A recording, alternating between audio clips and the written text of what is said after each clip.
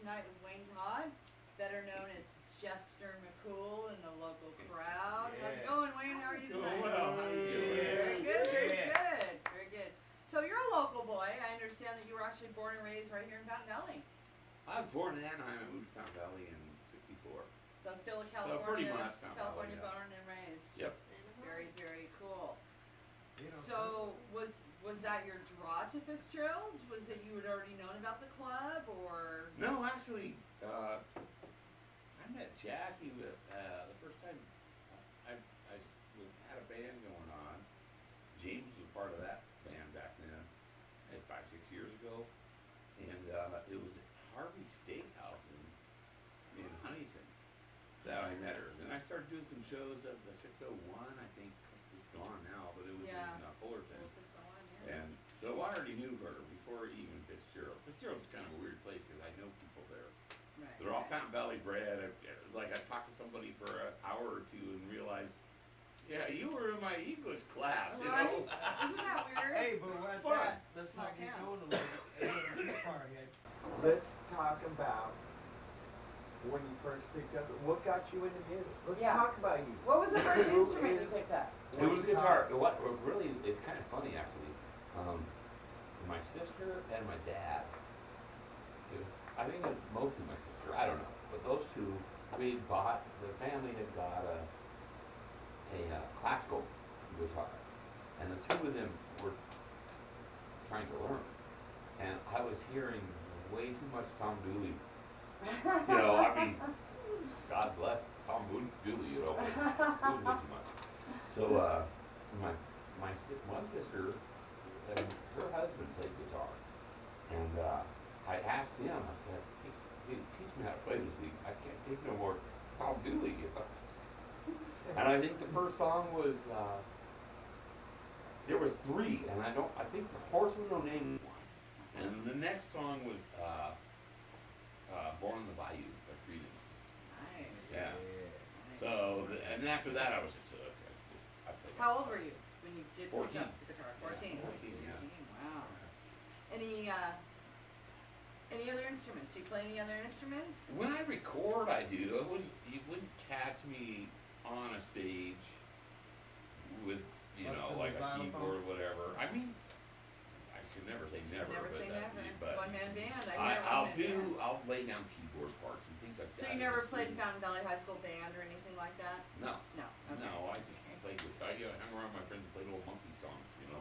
Well, okay, bringing in the monkeys. What are your top 3 influences? Oh God, I musically? couldn't. Just 3. answer Come on. that. Sister Hazel is probably one of my top. When it comes to, it's hard to say. I'll say songwriting wise. Okay, songwriting Because wise. you can go all over the board depending on how you look at it. Right. You know. Right. Of course. But writing wise, I love the poets. It's hard to nail down 3. Bob Dylan. No. Actually, I love Bob Dylan. Don't get me wrong, but when it comes to top 3 influences and how I roll and what I look to when I write stuff, definitely Sister Hazel and Ken Block, who writes for them. They're a southern, like Florida. They're a Florida band, singer-songwriter style with a lot of rock to it. That's my favorite. And Adam, I can't remember his last name from. He's a kind of sings with Jones. County Crows. Oh, County Crows. He's singer from County yeah. Crows. Good Oh, yeah, Lord, the yeah. way he writes and some of the lyrics. I read there's a song I used to cover called Round Here. Oh, yeah. You know, and I listened to those lyrics. I think the first line is she walks out the front door like a ghost into the fog, where no one notices the contrast of white on white. And I listened to it like, how'd that get in your brain? It's awesome and it's brilliant. But how do you even think of that? You know, because me, I write very straightforward. But let's just say there are influences, but I don't write like them. I want to write like them, but I don't. I had to learn that I'm really straightforward in my writing and just say a lot of times just how I feel, or even when I make up a story, everything's really straightforward. I'm trying to throw a little more of the metaphors, similes, things like that. Right. That's the people that attract me musically. But I also had to come to a conclusion that I throw it in there, and I sometimes very successfully, but the root of what I do is just straightforward.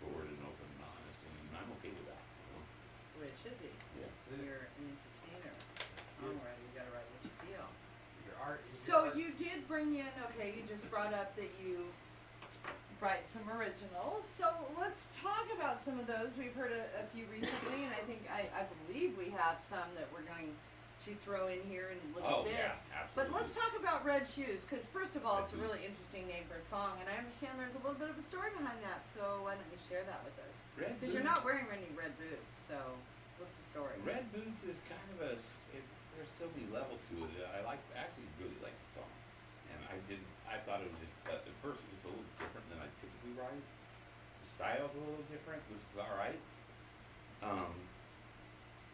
There's different movements in it, and I kind of like that. But it's a bizarre story, because it's basically about online dating, and even in a bigger picture, the way online everything is taken away, social, Contact. Yeah, but there's so many levels to that song. That's what I really love about that song. Online dating, I met this girl, and she liked the Red Boots, and she liked Wonder Woman, and it kind of inspired me to write this song about, a lot of it has to do with that. It's how she skips some trips to the Union Mall. That place it's an ugly place, Yeah, not always, though. It's a metaphor of sorts. But no, even deeper than that. I kind of wrote it with I actually never met this girl. We texted back and forth for a long time. Isn't it great how you can meet somebody, have online sex with him, and break up without ever having come face to face? I'm pretty sure of that. Dating today. Good It is Lord. the way of the world now, right? Right. It is the way of the world now. Yeah, that really wasn't what happened here, but. Okay, I'm just saying. Let's be Snapchat. clear. It takes a lot to get me to laugh. That I got just goes pretty to damn show funny. the lack of contact with the technology and the way things are coming about. Oh God! today. Don't even get me started on that. And We'll online go dating off is a on the whole small world part. and, What about technology in your music? Yeah, how No, is that I know. changed? I'm very raw. I'm raw about everything I do. And I could go off forever with this pedal and that and this and that, but everything I do, How do you feel I about write where on the it's acoustic going? guitar. So Yeah. this is, just the way it everything I write, even though it doesn't have acoustic, starts there. Okay, so how is the way, Denny brought up a good point, Denny from Denster's Metal Meds is here, and he brought up a good point, like, how has the way that technology has changed the music business changed things for you, or has it affected you at all? Well, of course it has, but I try to, like I said, I try to stay at the very root level. I want something that's, when I write a song, I need to pick up an acoustic guitar with no pedal, no amp, no nothing, and be able to rock that damn song. Like an old folk singer can, those front porch when I record it, that's another story. Right. It may be a whole different animal, but it still has to have that root level where it's just, For your live it's a good performances. song, Right, for your No live matter whether I have the keyboards and this, ethereal track back here, whatever it is I put in there, because I have a good time doing that, but it still has to pass So that performing test. live really is your true passion. That's what you love to do, right? No, absolutely not. No? No. You do such an amazing job of it. We're going to have some live know. performance Now, coming up soon. Don't get me wrong. I love it. It's fun. It's You shine at it. I can't believe that's well, not. it's What is really your favorite like part? that show you guys were at last week. You had Randy Hanno and Fletcher. I can't remember his last name. Fletcher. Silky. And there was Silky. Yeah, Silky Johnson. Silky Johnson. And I had to sit and watch these three guys up there just. They kicked butt. I mean, they really They did. make And you I had bring your to A game, huh? Yeah, that's the first thing I said in the mic. I'm like, you guys make me work for it tonight, Yeah, and I did. So what is your, if it's not the performing live, what is your favorite I part? love writing, and I Just the love, writing? not just the writing, it's part of the writing process, but I love, technically it's producing, but that's such a broad term. Right. That part of producing that I like is like the arranging, and the, Making where the it's song not from just start what to finish. instruments are playing and what, there's usually not some heavy guitar riff or something. There's usually a lot of layers, of ethereal synth sounds and different guitar tracks, and I love building. I'm really influenced people like Brian Wilson and those people that did pioneered that really, and it's when you sit down and do it, it takes it. I don't know, it's hard to describe it. If I write a song on acoustic guitar, I write it, and when I go and do that and have this whole world, especially there's the answer to your question there is the technology of me being able to have a keyboard for an input, but say I want violins, or say whatever it is. Even though I might want to put a real track of that later, it builds that song. I have the ability to build that song with Anything you want. anything I want. Yeah, just from my The freedom. bedroom. Creativity. Yeah. The freedom to be creative. Yeah, from my bedroom, exactly. That's really how the industry's going.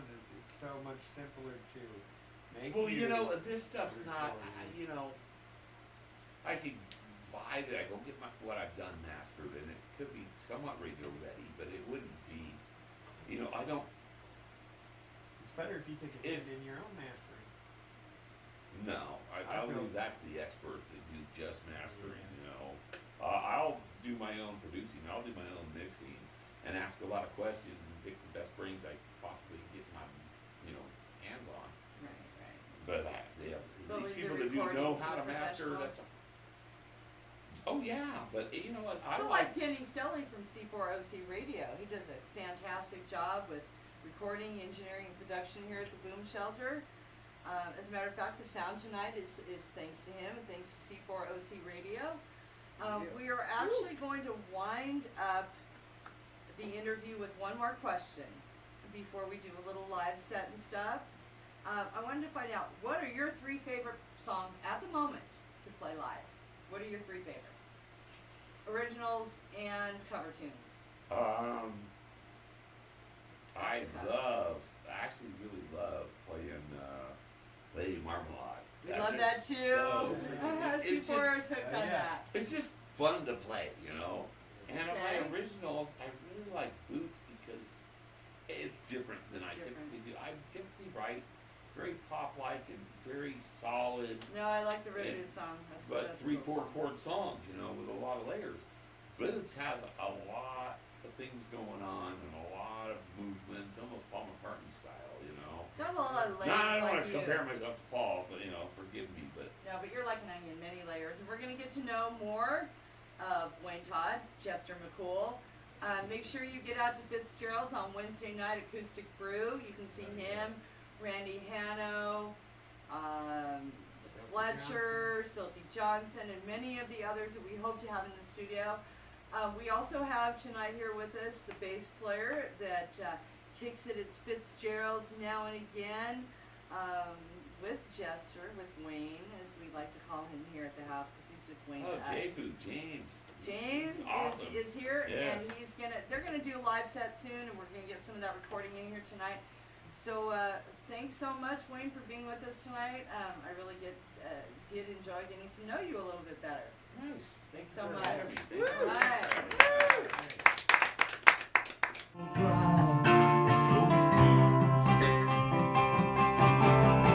I give everything